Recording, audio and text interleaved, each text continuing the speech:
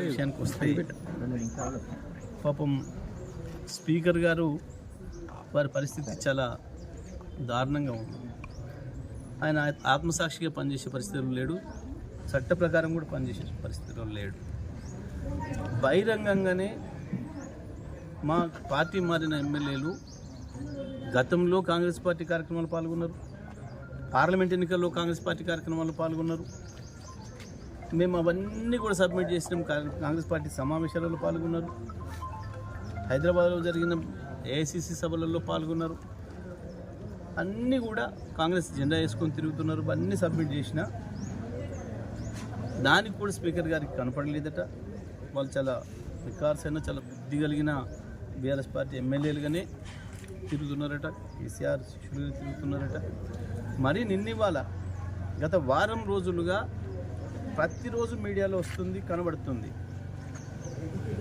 Gadwal MLA స్పష్టంగా కాంగ్రెస్ ర్యాలీలో పాల్గొని కాంగ్రెస్ అభ్యర్థులకు గెలిపించుకోవాలి మనం అని చెప్పాడు.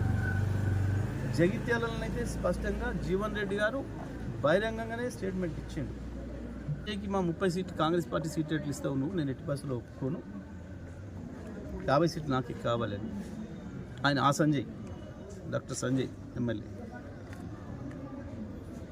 ఇంత స్పష్టంగా కనబడుతుంది. అయినా సరే స్పీకర్ గారు ఆ పిటిషన్ డిస్మిస్ చేయడం అనేది దురదృష్టకరం. వీళ్ళకి ఏమాత్రం చట్టం అంటే గౌరవం లేదు, న్యాయం అంటే గౌరవం లేదు. తప్పకుండా మేము కోర్టులో తేల్చుకుంటాం. వాళ్ళని డిస్క్వాలిఫై చేయడం అనేది ఖాయం. స్పీకర్ గారి ఏకపక్ష నిర్ణయాన్ని ప్రజలందరూ కూడా గమనిస్తున్నారు. ఏమాత్రం